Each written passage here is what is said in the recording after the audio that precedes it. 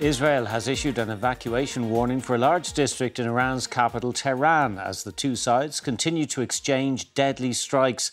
Israel's Prime Minister Benjamin Netanyahu has said his air force now controls the skies of Tehran 4 days into a conflict which analysts say could escalate into a broader regional war. Sirens and explosions in the skies above Tel Aviv,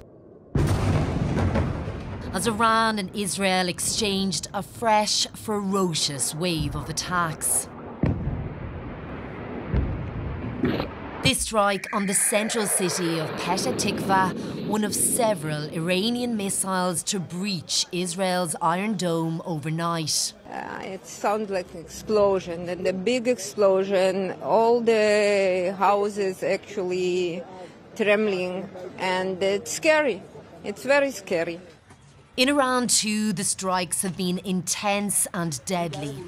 Israel now claims it has aerial control over the capital, Tehran, 4 days after it first attacked. The Israeli Air Force controls the skies of Tehran.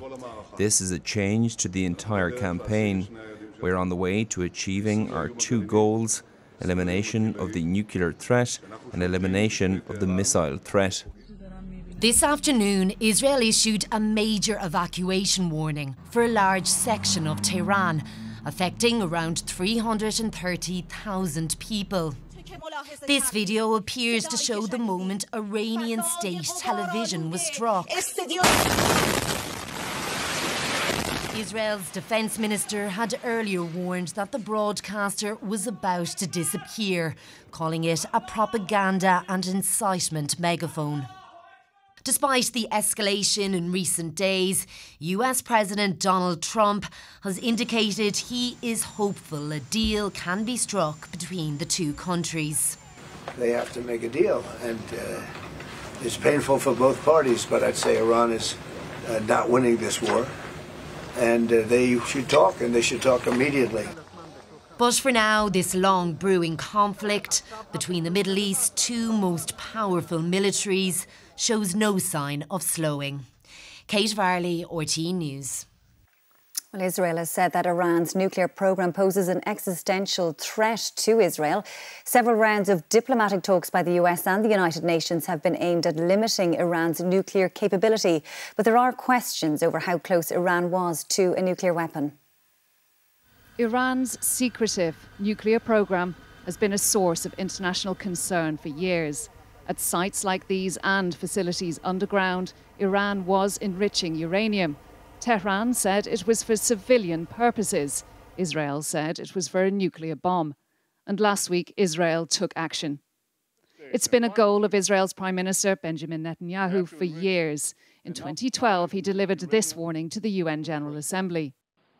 Iran's completed the first stage.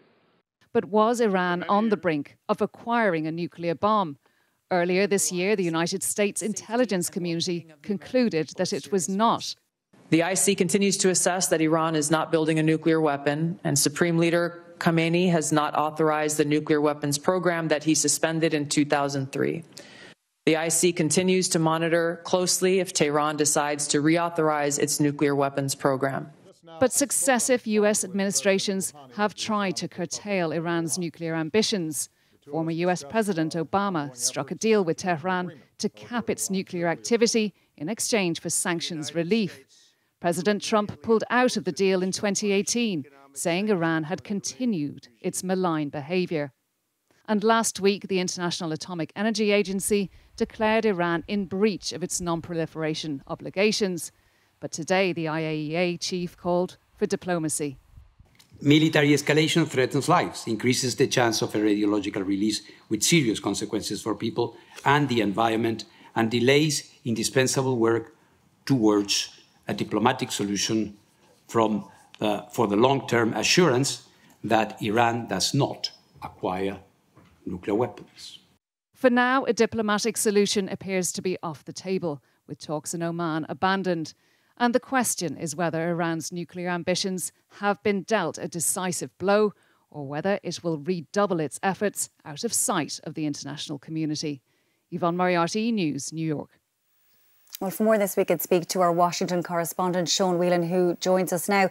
And Sean, the US influence is really being seen as crucial to securing a ceasefire in this conflict.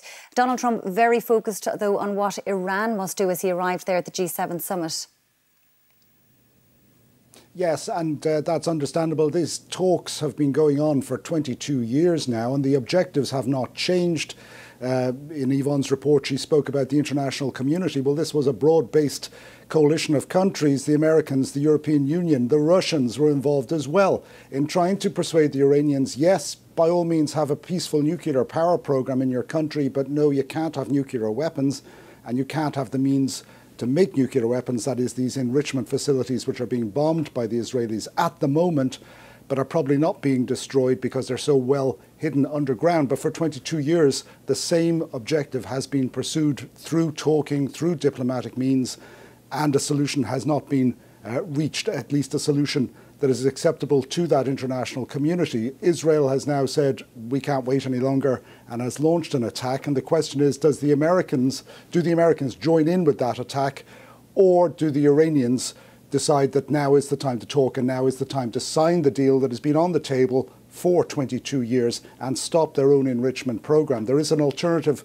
offer on the table that Iran would become part of an Arab regional enrichment program that will be under full United Nations International Atomic Energy Agency supervision, that they think this might provide the level of trust that would be required for Iran to participate in a peaceful nuclear program.